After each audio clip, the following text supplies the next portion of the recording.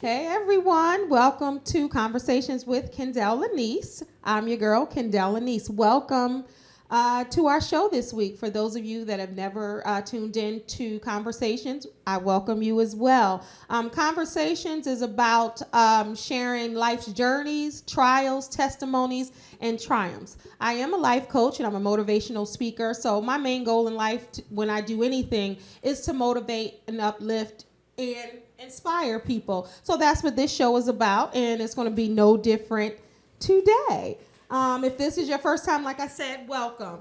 So today, my shining star is a young pastor and a heart changer. Please welcome L.K. Floyd, Pastor Hello. L.K. Floyd. Hello, everybody. So glad that you're tuning in. I'm glad to be on the show. And thank you so much for having me today. And thank you for being here. I know it's going to be a good show. You think so? I think so. Okay, I think you're a good guest. I was asked to interview you because you had some big things happening. So we're going to get into all of that. We're going to get into everything that you're doing. But I just want to start basically by asking you just the fundamentals. Where are you from? Well, I'm originally from Prince George's County, Maryland. Grew up in Capitol Heights and Suitland. Graduated from Suitland High School, and that's nothing but by grace. Graduated from Suitland High School, and now I live in Silver Spring, Maryland, where I live in the White Oak area. So that's where I'm from, pretty much. Okay. Of course, my family's from South Carolina. Everybody's family from somewhere. Of course, everybody. Everybody's family's from somewhere. I know when I was little, growing up in South Jersey, I used to get mad because everybody used to go away and go down south for the summertime. Yeah. Well, I didn't have family down south, so you I have could family never down go. south. You just don't know if it. If I do, then I don't know. You have an uncarried Mabel down south somewhere too. And I used to get mad, like, well, I want to go down south. Yeah. I want to go, but you said what part of South Carolina? Well, I lived in Columbia as a kid, and then my family's from Somerton and Manning. Okay. It's a small town where if you drive fast enough, you will miss it. You will miss it. Do you have stoplights, traffic lights? There's about two in the whole city. Two in the whole city. Wow. Yeah. Okay, so that is a small town. Yeah, but I lived in Columbia. I was so glad to get back to Maryland. I could kiss the ground. I know a lot of comedian J. Anthony Brown. He's from Columbia. Yeah.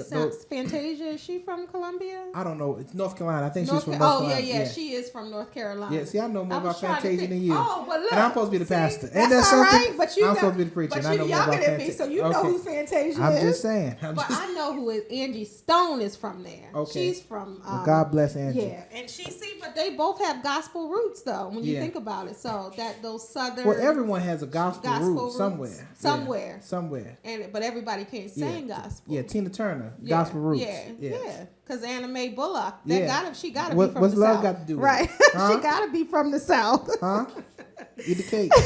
Eat the cake, Anna Mae. See, and I love that you're a pastor. We pretty much had a show before the show today, but I was just telling him I love the fact that he's a pastor and he has a sense of humor, because a lot of times when you have pastors or you have the men of God or the women of God, you think that they're not really people and they don't have a sense of humor and they don't know the secular world. Well, Kendell, to be a pastor, you have to have a sense of humor. Okay.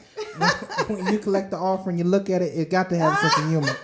When you deal with people that's crazy on a regular basis, including yourself, you have to have a sense of humor. That's a good thing. You have to have one. That's a good thing. So you are a pastor.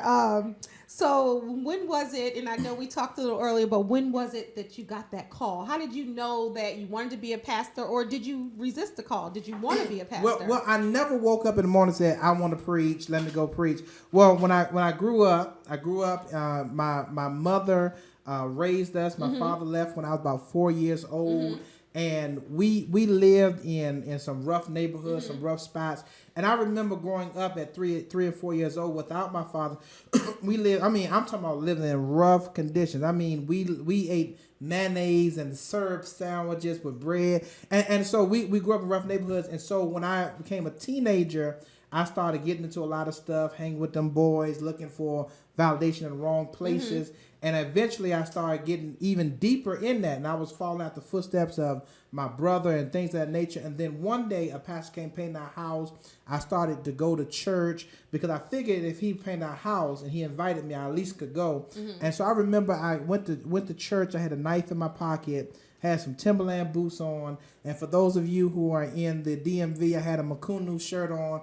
And I remember when I went to church, I had a knife in my pocket that day. It was something that made me keep going back and keep going back. So you had a knife in your pocket while at church. While at church, Yeah. So you were ready to set it off at church just in case. I carried it along with me because I had it everywhere I went. Okay. But see, I was just a teenager at that time. I'm about 13, 14 years old. Oh, wow. And so I was 13, 14. I was actually 14 years old when that whole happened. And then I kept coming.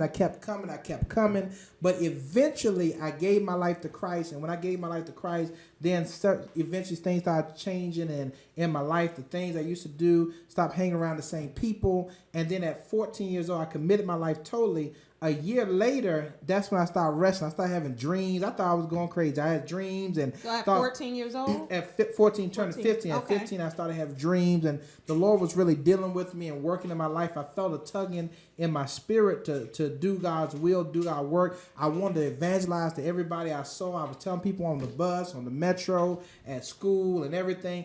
And then my pastor told me, he said, God is dealing with you. I said, yes, Pastor, God is dealing with me. And I said, I feel this call to preach. He said, well, if you're called to preach, then I'm not going to stand in your way.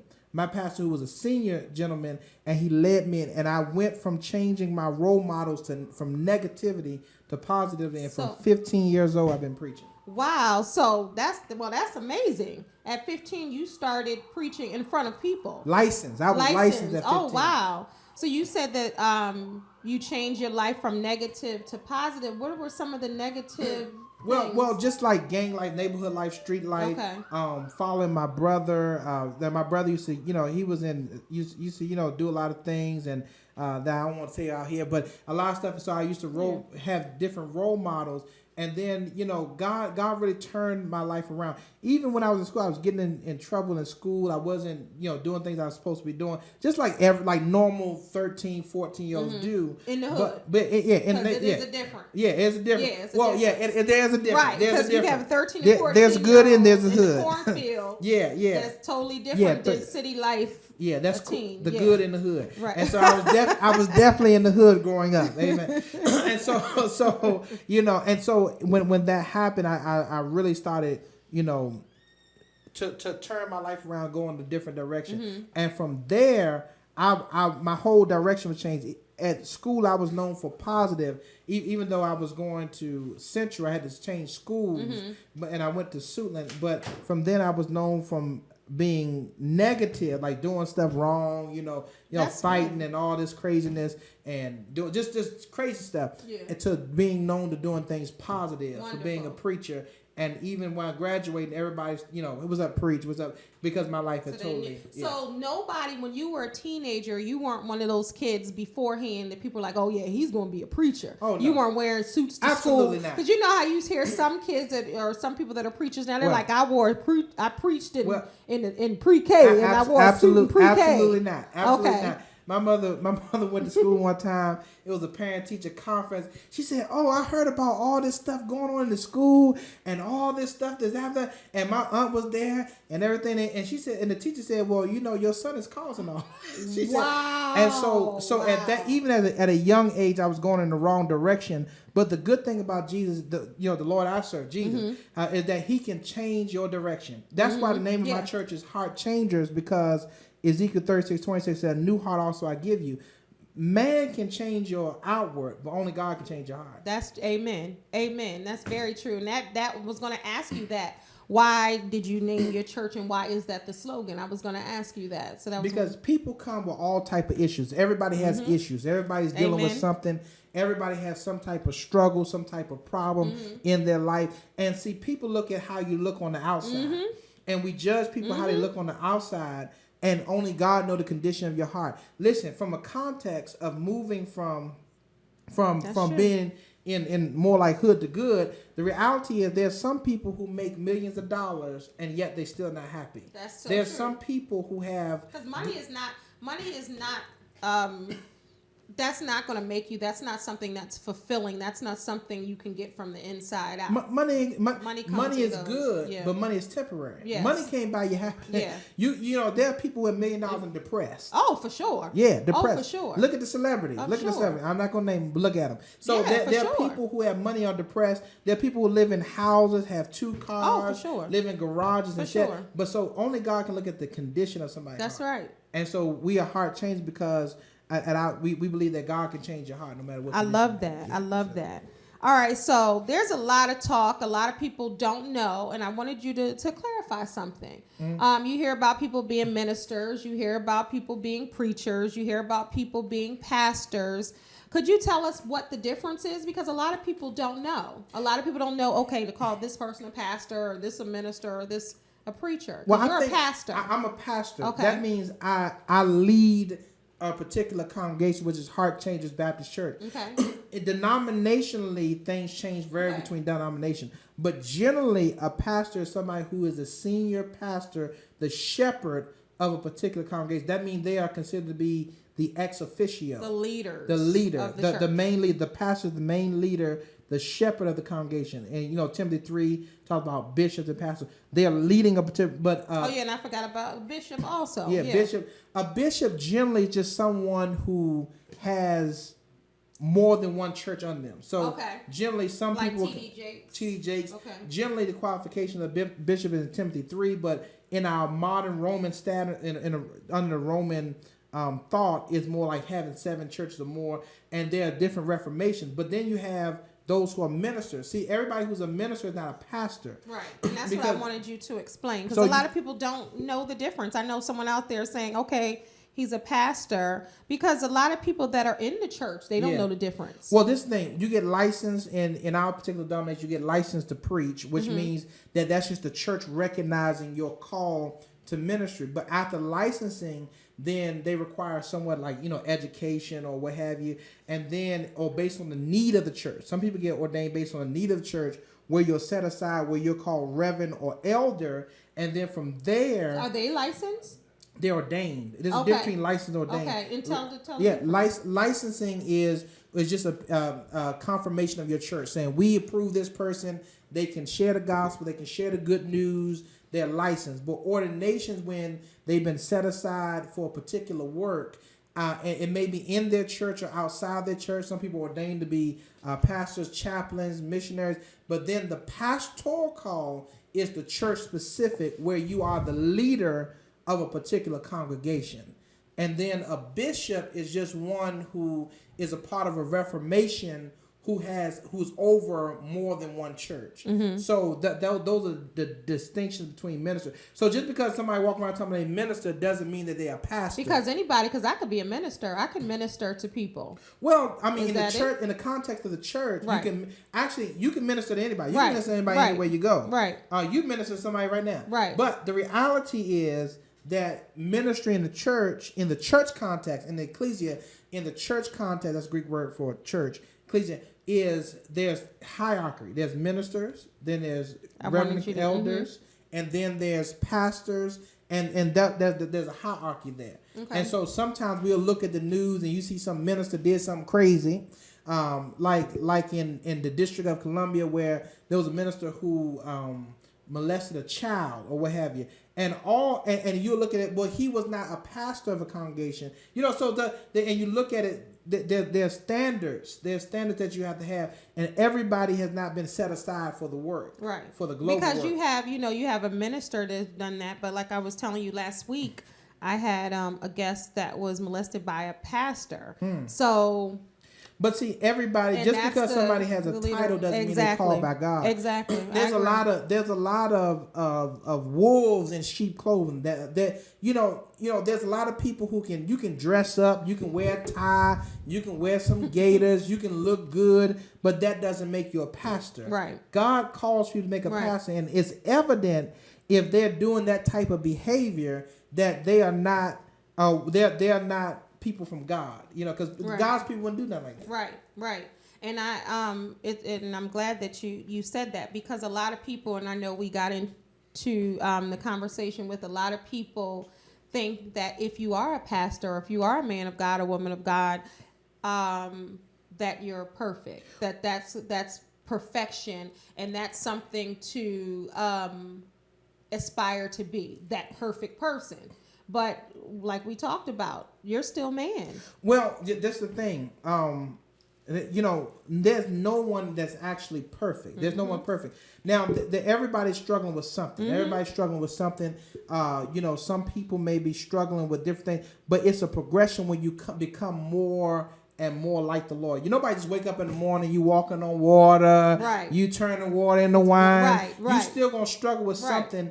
And because you're a human being, as a human flesh. Being. Yeah, there's some things that are natural things that you're gonna struggle with, like man gonna like woman, woman's gonna like man. That's natural. Yeah. If you don't, there's something wrong. Right. To me personally. Right. If you don't have those type of temptations, then I don't know. And that's what we were taught. That's real. I don't know. So you're gonna have struggles, but this is the thing: when you're looking at the call of being a pastor, that some of those struggles you got to get under control. Yeah. That's why you can't lay hands on nobody suddenly, because there's a time of testing and proving. Right. And there comes a time when you can, you should be able to deal with certain things. Right. But I mean, certain things you put in the right position, you might come with, but you should be at a maturity level where you've grown past a lot of stuff. Right. Yeah. So you're saying that you should just have yourself under control. It's not about being a pastor, and you should do that just as a human being. Just as a human. Just trying to live righteously. Yeah, just as a human being. If as a human being, not just as a pastor, you're going to have struggle. Right. If you talk about you ever a man of the cloth? Well, behind every cloth is a man. So the reality, the cloth is covering the man. I mean, you're a man. You're a man of God. The first thing of God, man. Because you're still a man. You may have spiritual moments. You might have Moses moments. You're on the mountain and you, retie my bow tie. She leaveth in the moped. She cometh in the Honda. And you all falling out and all this and laying hands and but yet you still going to have humanistic struggles. Right. And I'm glad, and I wanted you to say that. And that's what I always say. You're a man. Yeah, preachers You're a man of God. You're not God. Yeah. And people, I think sometimes get it twisted. They're like, oh gosh, he was a preacher, he was a pastor, I can't believe he did this. I know when back in the day when Reverend Jesse Jackson, when he came out and he cheated on his wife and then this and this and this. Can you look at them, let them know? It was and this and this and this, and then everyone was like, oh gosh, not Reverend Jackson because he's a reverend, he did this. I'm like, but he's a man, and people he's a man. And but this is the thing. There's twofold. The calling of God is beyond what man can do. Right. In other words, the calling of God is God's irresistible call upon somebody's life to do a work or a task. That is what we see on Sunday. That's what we see, the spiritual part. That's what we see. But then beyond the call of God, then you have the normal man, the normal person, the one who is hungry. You eat. The one who deals with temptation, the one who deals with all things. So although Jesse Jackson he's a man of God, I believe he's a man of God. He may have found himself in a moment of weakness, may have found himself in a moment of, but the reality is that everyone is susceptible for. Clay Evans said, right. You ought to be careful how you treat people on your way going up, because the same people you see on your way going up, you'll see on your way going down. So everyone is susceptible. There's no one above, just about anything, because if you're dealing with that type of temptation. So it's not about whether a person does right or wrong, is what kind of stuff they're dealing with. Right. Everybody dealing with different stuff. Exactly. I'm sorry. I was just looking to see. Just wanted to make sure we were still rolling. Okay. So the next thing I wanted to ask you is about your church. Okay. I wanted to ask you about your ministry. What is your main focus when at Heart Changers? What's your main focus when you go to preach every Sunday? Well, we have a 4-part focus, and our main focus is changing lives through the word, the witness, the work, and the worship of Jesus Christ. When you look at the word, we are a Bible-believing, Bible-teaching church. we come out the book. We're not talking about what people think or what people. We believe in preaching the word of God as the word of God teaches. Right. Then we believe in witness. We believe that once you have the word, once you have heard the word, then you ought to be a witness to somebody else in the world, right, in the community. Tell somebody. Everybody has a testimony. Everybody, and that's part of the reason, and that's what we do here at Conversations. Yeah. A lot of the guests, 99% of the guests that come on, they have a testimony. And your testimony is not my testimony. Right, exactly. And so the thing, your journey is not my journey. Yeah, so we share our witness after having the word. Then guess what? Testimony. Then we believe in work and community. Yeah. We don't believe that churches should be in the four walls of the church. No, but I agree. But guess what? If there's some people who will never come to church, but our mission is for church to come to them. Right. And what do you mean by that? We do things through social media. We do things like, helping people in need. We'll try to do job resources ministry. We don't believe in giving people money, but we believe in giving people tools to make them better. Okay, See, wonderful. The thing about it, you give a man fish, he eat for a day. Teach a man fish, he eat for a lifetime. And so we try to develop people to be able to be productive in the world. And then worship. We believe in worship. We believe in freedom of expression. And we are part of the Baptist denomination, but we're not just your everyday Baptist church. We believe in worship. We believe we're not just there for form and fashion, but we're there. We believe in letting God have his way. And at Heart Changes, you will have a life-changing, a heart-changing experience. Okay, and that's coming from you. That's coming from, because what do people say when they first hear you preach and they come to your church to visit? Well, what's the reaction that you get? If you come visit, you ain't gonna visit for long. Okay. So you can say that it's gonna be that awesome that you're gonna want to be a member. There's gonna be a word. There's gonna be a word. Wonderful. There is a word from the Lord. There is a word from the Lord, and one of the things is we don't focus. Music is good. That's good, but our main focus is the word. There's gonna be something that when you leave there, you're going to know be touched. That's something that's touched your heart. And that's the Holy Spirit. Because the Spirit can do what you can't do by yourself. Right. Yeah, so that's the thing. Okay, wonderful. So, and we're going to talk about your big event on the 20th. Okay, yeah. We're going to talk about that. But I wanted to ask you, when people, what is your makeup of your church? Well, right now we are a smaller congregation. Young people. We have believe it or not, we have quite a few senior saints, like seasoned saints, between 55 and 70. Change that from seniors to seasoned. Nobody want to be senior, but seasoned saints between 55 and 70, 75. Oh, wow. Yeah, so that's a good thing. But then we also have a young adult population, a good young adult population, because I am considered classified still. That's what I was going.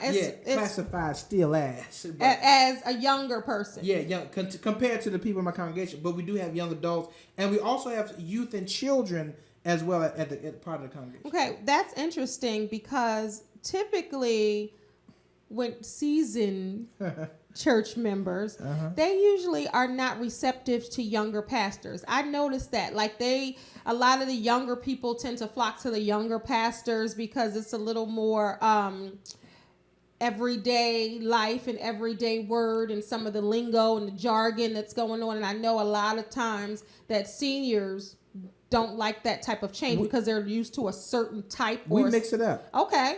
We have something for everybody. For example, if you come to our church, if you're a senior, you're going to get something there. Because I grew up, though, in a traditional church. I'm talking about tradition. 145 years old, singing hymns, singing anthems. So you had the book in the pew. You had the pew with the book, the hymn book. Plenty good room, plenty good room, plenty good room in my Father's kingdom. All that good stuff. But then I myself am younger, and so I value the tradition, but also I understand that there's a message that need to reach everyone. So the thing about it, my mother attends our church, and that's a wonderful thing. I love my mother. Mother attends our church. Shout out to my mother. I'm just kidding. But no, but my mother attends our church, and there are a lot of people who are her age that are there, and then there are people who are my age that at the congregation. But we try to. So she brought her friends to come hear her baby. Well, some of them are her friends, but they are friends now. Okay. Some people just have attracted to the church like that, And we have a wonderful congregation. Wonderful. They're loving people. They're caring people. And I love our church. And we have something coming up December 20th. No, you can't wait. Oh, I was going to get there. Okay. Go ahead, tell them. Yeah. Well, we were going to do that then, but go ahead. You tell them. No. Tell them. So December. No, go ahead. Okay, December 20th, we are doing a relaunch of Heart Changers Church. It's going to take place at the White Oak Middle School at 12201 New Hampshire Avenue in Silver Spring, Maryland. It's going to be a wonderful time and affair where we are relaunching, we are recruiting, and we are rebranding. And our service is going to be at 10 o'clock a.m. And we are looking forward to a move of God that's getting ready to take place within the DMV. And I just pray that you all would take time to be a part. Okay, and for the people that are watching, because they're watching all across the country, you got to tell some people what DMV means. Well, that's D.C., Maryland, and Virginia.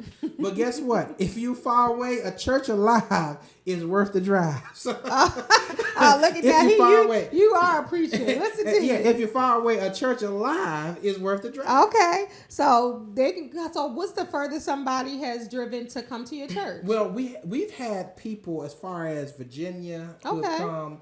Virginia's not that far, and then we've had people as far as Baltimore to come. Okay, so how do people hear about your church? Well, we of course we're on Facebook. We on our website is temporarily. It's just showing the flyer up there. What we're doing at www.atttheheart.org, where we are on the web. And those are the main ways: Facebook, Heart Changers Baptist Church, or my name, L.K. Floyd. And so, so and Instagram. I wanted to talk about this ministers' conference.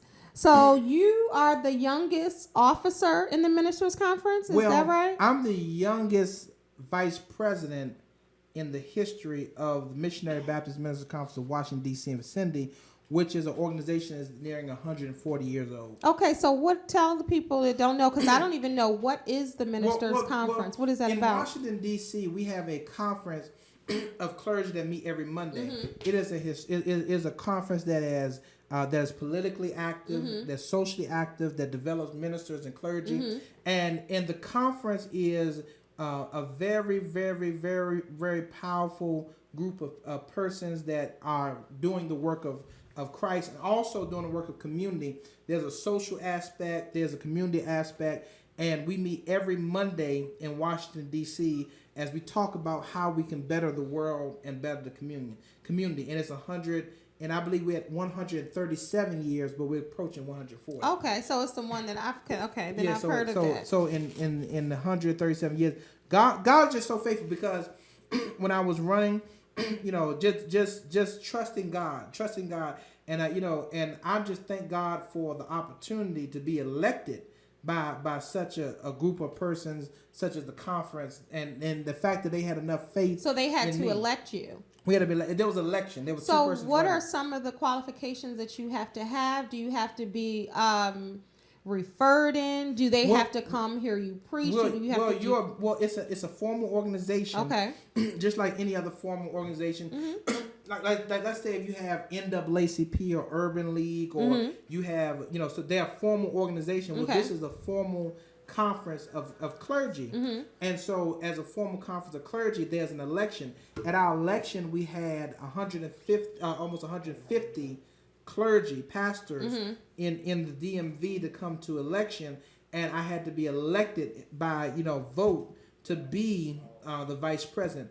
And so technically, when you're the vice president, if the Lord tarries, then you move on to be the president. And so in 3 years, if the Lord tarries, or before we have that, I should be moving toward that realm of president. So this is a big deal. Yeah, and one of the things, I'm just humbled. I'm humbled just to even to be considered and to be to be. All right. So what did your mama say? I want to know what your mama said when they first wanted her baby for the vice president. Because how old are you? Well, I am 29. Okay. But when I ran, I was 28. Wow, so you've been preaching for 15 years. 15 years. Wow, at the age now of 15 long years, everybody. Wow. Long. But my mother, one of the things my mother said to me, because I've been out the house since I was probably 18. Mm-hmm. But one of the things my mother said to me, she said that it's a lot of responsibility, but don't quit. Keep Mm-hmm. moving forward. Keep God first and stay focused. Because there's a lot of distractions. Stay focused. Yeah. And one of the things is I had to campaign and things like that, but the Lord saw fit that it would work out. So, being a young pastor under the age of 30, what are some of the trials and the different struggles you have as a young pastor? What are some of the struggles that you have? Well, I would say I don't have too many that's not common struggles. Okay. Like, for example, you got ministry struggles. You want your church to grow, but it ain't gonna happen overnight. Right. So you gotta put that work in, that foundation. I've already been pastoring 8 years already. Wow. So you've had this church for 8 years? Since I was 21. Wow. So yeah. you started your own church at 21. 21. Okay. 21. Okay. And so, I was reading a book by Dr. Alicia Simmons, and she was talking called Digging for Treasure. Mm-hmm. And the book she said that sometimes you can find treasure even in darkest places. Oh, for sure. And so I believe the thing about it that it wasn't easy, but I've had pain that pushed me to my purpose. And so there's some things that I had to struggle through, had to learn through trial and error, but all that is necessary for you to be. Of course, I'm single. I desire to be married one of these days. But I have children and all that good stuff. all that good stuff. Mm-hmm. All that good stuff. So how hard is it for a pastor to... and I just taught him a new word today because, I'm a little older than him. Oh my. I taught him what a suitor was. Not that much older. And I asked, yeah, you're not young enough to be my child. Okay. But, so do you find that, because I know a lot of women, and you hear it in the news, you hear it in the church, you hear it everywhere. Right. A lot of women flock to men of power, even in the church. So is it hard to try to find that special person that can really love you for you and you can build a family with, to know if that's really real, or are you just attracted to me because I'm a pastor? Well, you hit it on the head. I've been preaching since I was 15, so I've had people that like me for various reasons because you're a preacher, mm-hmm. but you're not going to wake up in the morning to a preacher we get married. Right. You're waking up to LK, who my mother called me Kirk, Lawrence, you're waking up to that person. Yeah. So the thing about it is you find people that like you for various people, but you need somebody who likes you beyond the pulpit. Now the pulpit, they gotta love church. Love church. I was going to ask you that. I love the Lord. I love church. Yeah. They gotta love church. Do they have to be raised in a church girl, go to church? They need to know Jesus. Okay. But that's a prerequisite. Okay. But they have to be, for example, understanding that my church right now, I'm married to my church, mm-hmm. and so my church is a big part of my life, mm-hmm. and so they have to be willing to say, okay, well, I don't mind, being at church. I don't mind supporting your vision. I don't mind mm-hmm. doing. They have to be in that posture that don't mind church. And one of the things, somebody that supports me, because the reality is, you find so many people who they look good, all this stuff like that, but the support level, I would rather have somebody who is supportive than anything else in the world, mm-hmm. and then also finding somebody who likes me for me. Mm-hmm. And the thing about it is, I am not a title. I love that. Mm-hmm. Because eventually I'm going to get older. I'm going to retire mm-hmm. when I'm about 95 years old. Okay, all right. Just want to let y'all know. From 15 to 95. Okay. More like 80. Okay. I'm retired to 60 years. A little okay. bit. So after 60 years, I'm going to retire.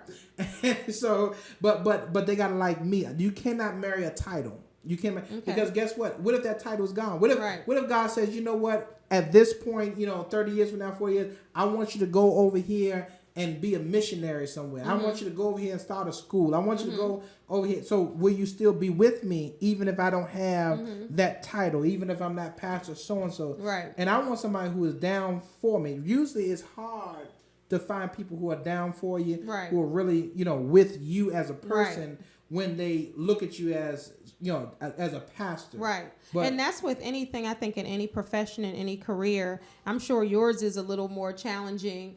But not to look at anybody for the title they are, or who they are, or what what they have Yeah. per se, or who they are as far as power. Women in this world, But they like that. are looking at your bank account. Yeah. They're looking at your status. They're looking at your clothes. And then some people wear clothes, they ain't got no money. But anyway, that's another story. Well, yeah. Oh yeah. That's another story. There's a lot of perpetrators. You got $200 shoes on, and you can't pay your way. Yeah. You can't pay attention. But anyway, but the thing is, and the core of the person is truly what is the true gift. It's not about the outside. It's not about the superficial. It's about what you can offer from the inside out. But a lot of people, and I'm in your age group, in the people, like, what are you finding? Are you dating? Well, or are you I actively seeking a wife? Well, I'm seeking the Lord. I'm dating, but this is the thing. In reality, in dating, you gotta date to find the right person. I know people think, well, somebody gonna say, ha ha ha. No, but I'm glad that you said that as a preacher, because a lot of people think that's not the case. Well, I mean, of course, God will see the right person, but how do you know if this person is sane? I mean, you trust in God, but how you do you said sane? Sane. Oh, you won't know that probably till 10 years into a marriage. But if you talk to him, well, well, you may never know. Well, that's why you gotta ask some questions. Until you wake up and somebody's staring at you. Yeah. That's why you gotta ask some questions. Right. You ask some questions. Have you ever been convicted of anything? You know, can I get your report? You know, right. Have you ever slashed any time? But anyway, you gotta find. Can I have some references? Yeah, can I get some references? Right. People that know you and people who are not related to you. Right. But the reality is, you have to know what a person's temperament is. And so there's a book called I Kiss Dating Goodbye, and talk about how you just talk to people and then you get married. But then there's a book called I Gave Dating a Chance. So that's what you're trying to find, that right one. You're trying. You got to find. So the thing about it don't take forever to find out somebody right for you. But the thing about it is, it takes time to know a person. And when people say dating, they think that automatically it's sexual. Yeah, sexual. But when you're talking about dating, you can date in the sense of I'm going out, I'm trying to find out information. We had that conversation on our show. Remember, Diamond? The idea if dating meant that. Yeah, dating. The key word in data is data. In other words, you're dating. Oh, I've never heard that. Okay. In other words, I'm finding out information about this person as we go along. Okay. Now, what the information does, it tells me whether this person is the right person for me based on the information that I've collected. The problem because it could be false information. Yeah, the problem is we dating, but we ain't getting no data. Okay. Yeah. Okay. All right. And so you find out, okay, if this person, I'm dating somebody and I know they don't like to go to church, then I know this not gonna work. Right. It's not. You can't be married to a pastor and you don't like church. Yeah. Or I'm dating this person and you turn it up. And you turn down for what? You sitting around talking about turn down for what? I'm like, listen. Okay. So she's in the club on Saturday night, and you can't be preparing for your sermon. You can't be turned up on Saturday talking about, and I'm over there trying to do my turn. Yeah. So that's not gonna work. No, I told you. So okay. So other than church, you may not turn up in the club per se or anything like that. You said, huh? But other than church, what do you do for fun? Other than preparing for church, getting ready for church, attending church. Well, I'm not preaching just church. at church. I'm just not okay, church, I want to church. make it clear. Well, I go to the movies. Okay. I just saw a movie, James Bond movie. Okay, I heard that was very good. I saw Straight Outta Compton. So for the young people, that was for the young people, so I can know what's going on. That was very good too. Yo, Dre, I got something to say. And so I do bowling and I do other things outside of the pulpit. I'm not just I don't wake up in the morning, put on a suit and tie. I need to go back exercising some more, but I don't wake up in a suit and tie. I don't wake up in a suit and tie. I'm very much so social when it comes to that. I go to eat at Fridays. I go sit down and eat at Fridays. I'm not a hermit. And some people might say, duh, he's a man, he does that, and and I totally get it. But some people do look at preachers, they don't think that you do anything but, like I was just joking. I do have some friends who don't have no that are like that though. And they are preachers? They're very holy. That like when I say holy, I'm talking about like They just sit around doing you know, they sit around, humming. I'm reading my scripture. I'm like, well, Okay. it's your wedding though. It's like, Oh. I'm reading So, my, yeah. And a lot of people do know. A lot of people, especially a lot of people that grew up in the church. But see, I used to be like that as a teenager and also my early 20s. But then God really let me, you know, this is your calling, this is your vocation. But he said, I come that you might have life and have it more abundantly. You can do things without doing things in a negative way. Right. You can live without, right. I say it all the time. Yeah. And a lot of people say, oh, yeah, having fun, or I partied, oh, I drank and I smoked and I did this. And I mean, I don't do that. And I've had a ball all my life, but a lot of people associate that with fun or living. But exactly, with living. That's not my way to live. Yeah. But I still have a good time. I never missed a good time. But it's a lot of things that I don't indulge in. But people think because you gotta, fun equates to this and this and this. And that, right. But you can have fun and have a good time, be a normal person. Yeah, but then some people, either you give it up, it's gonna give you up. You know what I'm saying? You still trying to do things, right. You're gonna give it up, it's gonna give you up. So So other than pastor, what are some of your other titles? What are other things that you do? Are you a pastor full time? Well, that's what I do now. Okay. I really, I stopped doing my job. I used to work at EPA, but to focus on ministry because of what we're doing in December 20th, 10 a.m. because of what we're doing. No, you go ahead. But I want to focus on ministry, full time. And so I serve at National Capital Baptist Convention. I'm the president of the Evangelism Board. I'm the National Baptist Convention recording secretary for the Evangelism Board. That's spreading the good news. And then I'm the vice president for the Ministers Conference, and then I hold a slew of other titles other places. Okay, so you're a busy man, you would I'm say. real busy. I had Sunday, I have speaking 4 times. I had like 2 meetings today, 3 meetings yesterday, so I have Let's talk about that. I know we touched on this the show before the show, the pre-show. And how many times did you speak in October? I was surprised when you told me. I spoke 11 times in October at other churches, and then I spoke about 13 times at other churches, and I spoke 5 times in my church. Okay. And so that was multiple services. So I had altogether had about 18 engagements in October. In September I had about 9, and this month I have about 4, and then it's 8 including my church, but 4 outside of my church. So your speaking engagements, you're invited to speak? I'm invited. You don't invite yourself. Okay. If you invite yourself, you can't preach. You need to invite yourself out to the street corner and go do what thus said. So if you are a sought after preacher, people know that you can preach, that somebody's going to be inspired. Yeah, they're going to call you to their church to be a guest speaker. If you can preach, your gift will make room for you. So you're not that guest speaker when you're at your regular church and you got a guest speaker and people are like, dang, I wanted Pastor so-and-so. Because you know how you can get a guest speaker and people are mad because they wanted to see their preacher. So, but you're not.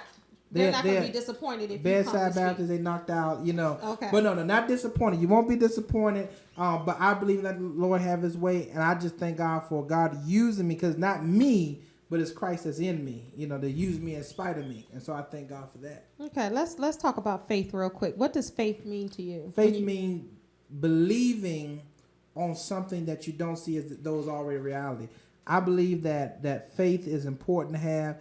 And it's the essential element. We trust God. Like when we sat down today in these seats, we didn't wonder whether the seats were going to hold us up. Mm-hmm. We just sat down, not knowing if a bolt would be missing or a screw would be missing. And I believe that it's important for you to have faith, because if you have faith, then you can move forward. Wonderful. So, okay, I usually ask all my guests this. When you think about your future, what does it look like? It looks bright. Okay. I don't think I've ever had anybody say, oh, it looks so dull. It looks bright. And that's good. It looks good. How does it look bright? What do you see? Well, I see myself in 5 years. In 5 years, mm-hmm. 5 years, I see myself leading, continue to lead in the Baptist denomination. Mm-hmm. Also, I see myself with a growing church as it is now, mm-hmm. continue to grow. Also, I see myself moving towards family, and also I see myself finishing my book that I'm working on, a book on evangelism, reaching the 21st century. And so, as far as reaching out and going beyond the wall, so I see myself finishing the first book that I'm working on. I should be done by two books by then, but that's what I see myself doing. Okay, and what do you see for your church? What future do you see for your church? Because you're just moving into a new location. December I would 20th. like to be in. We're moving to White Oak Middle School in Silver Spring, Maryland. But I do envision the church that it will be in a structured building. That we will have our own sanctuary that we have purchased for our worship. Like we have a building now, but it's too small for what God is trying to do. Okay. So we're in a transitional phase. But I do see ourselves in 5 years in our own facilities of worship. Yeah. So how many members do you have now? Well, right now, committed members. I'll have to look at the rolls. Okay. but we anticipate a great number of persons on December 20th. But we have leadership and core leaders, about 30 core leaders and persons that are committed to the vision. Yeah. And then we have other persons who come who worship. But in December, we are looking forward to a move. We're looking forward to increase. We are recruiting new persons. And we are rebranding, and so we're reaching out to the entire community. I'm talking about we're evangelizing, we're witnessing, we're going out, and we're expecting over and above what we ever could think or imagine. 1,000 is not even enough for what we're thinking about. Okay, and that's and I believe in speaking it and praying and speaking it into existence. But in that case, 20,000. Yeah, you gotta speak it. You gotta speak it because God is not a small God. Yeah, He's Almighty God. So whatever you want, nothing is too big for God. Yeah. So you speak it. You have not because you asked not. Exactly. So exactly. I'm asking for okay. increase. You better use that faith. Wish I had me a witness. So I want before we wrap up, I wanted to ask you about tithing. Okay, Yeah. and the reason why I want to ask you this is because it's a debate going back and forth. I've had this conversation with a number of people, so I want to ask you. Of course, in the church you give your 10%, and that's tithing. But what I think too is tithing is helping somebody change their tire. Tithing is feeding someone else. Tithing is making sure nobody is going unclothed. Well, I would disagree. Okay. I agree and disagree. Okay. I'll tell you why. Tithing is very important. People look at tithing as a way, we say we do helping people and serving people as an excuse not to give. No, I don't think it's an excuse. But you can give of your time, give of your talent. But when the Bible says Malachi 3:10, bring all tithes to the storehouse, that there will be meat in my house, proving I will, said the Lord of hosts, I will not open up the windows of heaven and pour you out such blessing. So the reality is that was dealing with the financial part, the substance, the sustenance of their living. And so when you give to the storehouse, when you give, it comes back. So that's a tenth of one's earning. But now, you can't just stop there. You can't just give your tithe and say, okay, I'm gonna be a heathen the rest of the way. I'm not gonna help nobody do anything. But it has to. But it's I all never part of seen it. a broke tither. Somebody who truly trusts and give. Like in our church, we say we don't want mad money. If your money is mad, keep it home. Okay, we want happy money. Okay, so the reality is, and you don't want guilt money. Yeah, and look at time. It was like a story of a man who was with his daughter, and they were at McDonald's, and he bought his daughter a Happy Meal. And the daughter took the Happy Meal. He said, "Can I get a fry? Can I get 2 or 3 fries?" She said, "No, this is my Happy Meal. This is my fries." The father went up to the counter. Then he thought about it. He came back to the little daughter, and he said, "Give me this whole Happy Meal." He said, "Because all this really belonged to me."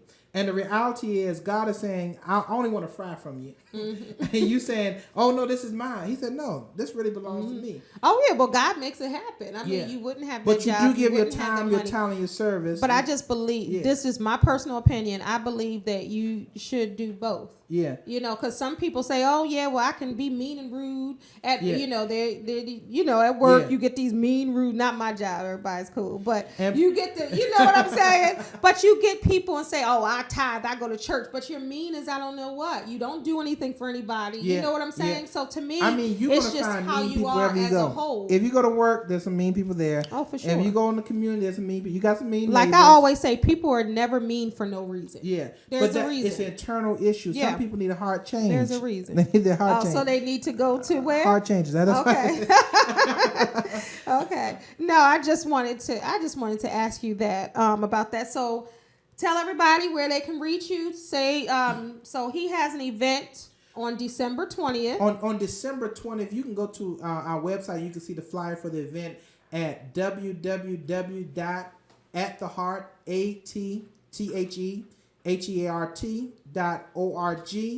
And you can get me on Facebook. Please get me on Facebook at L.K. space Floyd. L.K. Floyd.